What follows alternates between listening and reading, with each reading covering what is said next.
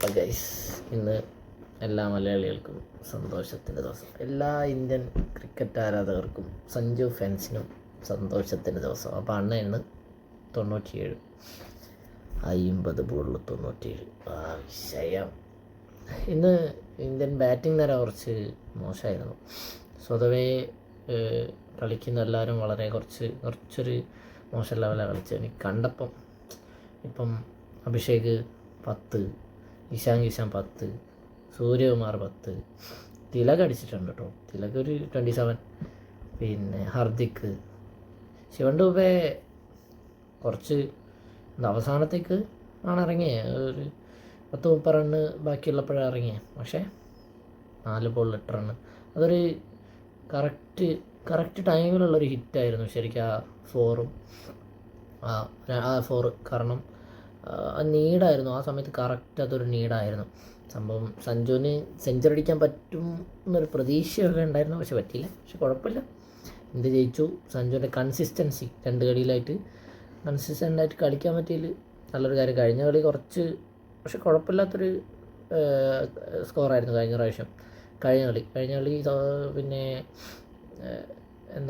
Sanju starting നല്ല അടിച്ചു, പക്ഷേ പെട്ടെന്ന് ഔട്ടായി. അധികം സ്റ്റേ ചെയ്തില്ല. പക്ഷേ ഇന്ന് സ്റ്റാൻഡ് ചെയ്ത് കളിച്ചു. ഇന്ന് അടിപൊളി കളിയാണ് സഞ്ജുവിൻ്റെ അടുത്ത്. ഇങ്ങനെ ഒരു സാധാരണ സഞ്ജുവിൻ്റെ അടുത്ത് നിന്ന് ചറവറ അടിയാണ് ഉണ്ടാവാറ്. ഇന്ന് അടിക്കേണ്ട ബോളുകൾ അടിക്കുക, പിന്നെ അല്ലാത്ത സിംഗിൾ എടുക്കേണ്ട ബോളുകൾ സിംഗിൾ എടുക്കുക. വളരെ നോക്കി അടിപൊളിയായിട്ട് കളിച്ചു സഞ്ജു. ബോളേഴ്സ് കഴിഞ്ഞ തവണ ശിവൻ ഡൂബേൻ്റെ കാര്യത്തിൽ നമുക്ക് ചെറിയൊരു സങ്കടം ഉണ്ടായിരുന്നു. കാരണം കഴിഞ്ഞ തവണ ശിവൻ ഡൂബയ്ക്ക് നല്ല അടി കിട്ടി, ഒരു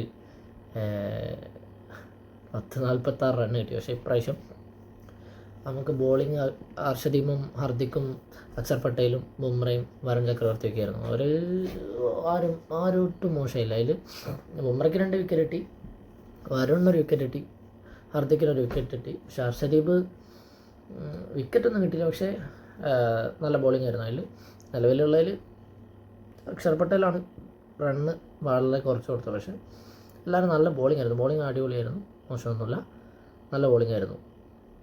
നോക്കുക, ശരിക്കും ഈ വെസ്റ്റ് ഇൻഡീസിൻ്റെ അടുത്ത് നിന്ന് പ്രതീക്ഷിച്ച് ഞാൻ എക്സ്പെക്ട് ചെയ്ത സ്കോർ ഒരു 220 ആ ഒരു റേഞ്ചിലേക്കാണ്. പക്ഷേ അതൊരു 190 പിടിച്ച് കെട്ടാൻ സാധിച്ച ഫാൻറ്റാസ്റ്റിക് അടിപൊളി കളിയായിരുന്നു അന്ന്. ഇന്നത്തെ ഇന്ത്യൻ്റെ ബാറ്റിംഗ് നിരയും ബോളിംഗ് നിരയും അതിൽ എടുത്തു പറയണം സഞ്ജു. പിന്നെ വെസ്റ്റ് ഇൻഡീസിലെ ഹെറ്റ്മയർ അടിപൊളി 2-3 ക്യാച്ചൊക്കെ ഉണ്ടായിരുന്നു ഹെറ്റ്മയറിൻ്റെ. പിന്നെ ഇന്ത്യൻ്റെ വെസ്റ്റ് ഇൻഡീസ് മിസ്സാക്കിയിട്ടുണ്ട്. ഹർദിക് പാണ്ഡ്യൻ്റെ ഒരു ക്യാച്ച് മിസ് ചെയ്തിട്ടുണ്ട്. പക്ഷേ അത് വലിയൊരു ഇമ്പാക്റ്റ് ഹർദിക് പാണ്ഡ്യക്ക് ഉണ്ടാക്കാൻ പറ്റിയിട്ടില്ലെങ്കിലും അതൊരു മിസ്സാണ്. ഹർദിക് പാണ്ഡ്യൻ്റെ ആ ഒരു ക്യാച്ച് അത് കുറച്ച് ഈസി ക്യാച്ചായിരുന്നു, പക്ഷെ മിസ്സായി. അതുപോലെ തന്നെ ഇന്ത്യൻ്റെ അടുത്തുനിന്ന് ഒരു അക്ഷർ പട്ടേലിനല്ല ഒരു ക്യാച്ച് മിക്സായിട്ടുണ്ട്. അല്ല, അക്ഷറല്ല, തിലകിൻ്റെ അടുത്തുനിന്ന് ഒരു ക്യാച്ച് മിസ്സായിട്ടുണ്ട്, തിലകിൻ്റെ അടുത്തുനിന്ന്. പക്ഷേ അത് അങ്ങനെ മിസ്സായി നല്ല എഫേർട്ട് എടുത്തു, കിട്ടിയില്ല, അങ്ങനെ പറയാൻ പറ്റുള്ളൂ. പക്ഷേ നല്ല ട്രൈ ആയിരുന്നു. ഇന്നത്തെ ഇന്ത്യൻ്റെ കളി അടിപൊളിയാണ്. ഇന്നത്തെ സ്കോറും ഇന്നത്തെ കളിയും ഒക്കെ അടിപൊളിയാണ്. പക്ഷേ ബാറ്റിംഗ് കുറച്ചുകൂടെ ഒന്ന് ഇമ്പ്രൂവ് ആകാനുള്ള പോലെ തോന്നി. ശരിക്കും ഈ ഇന്ത്യൻ്റെ ആ സ്കോഡിൽ ഇവർ ഇഷാനും സൂര്യകുമാറും ഒന്നും ഇങ്ങനെ കണ്ടാൽ പോരാ. അഭിഷേകൊക്കെ പൊട്ടൻഷ്യലുള്ള കളിക്കാരാണ്. പൊട്ടൻഷ്യലുള്ള ഹെറ്റ്മയർ എന്ന് ഏകദേശം 1, 2, 3, 4 ക്യാച്ച് എടുത്തിട്ടുണ്ട് ഹെറ്റ്മയർ അല്ലേ. ശരിയാണ്. തിലകിൻ്റെ ക്യാച്ച്, ഹർദിക്കിൻ്റെ ക്യാച്ച്, പിന്നെ ഇഷാൻ്റെ ക്യാച്ച്, അഭിഷേകിൻ്റെ ക്യാച്ച് ഒക്കെ ഹെറ്റ്മയറാണ് എടുത്തത്.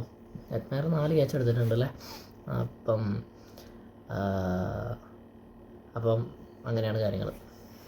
എനിവേ, ഇന്ത്യ കപ്പടിക്കട്ടെ, ആഗ്രഹിക്കുന്നുണ്ട് കപ്പടിക്കട്ടെ എന്ന്. അതുപോലെ തന്നെ സഞ്ജുവിന് ഇതുപോലെ കൺസിസ്റ്റൻ്റായിട്ട് കുറച്ചുകൂടെ നല്ല കളികൾ കളിക്കാൻ പറ്റട്ടെ. പിന്നെ വെസ്റ്റ് ഇൻഡീസ് നല്ല കളിയായിരുന്നു, അടിപൊളി കളിയായിരുന്നു, കളിയൊന്നും മോശമല്ല. ഞാൻ പറഞ്ഞല്ലോ, ഹെറ്റ്മയർ പറയേണ്ട പ്ലെയറാണ്, എടുത്ത് പറയേണ്ട പ്ലെയറാണ് ഹെറ്റ്മയർ.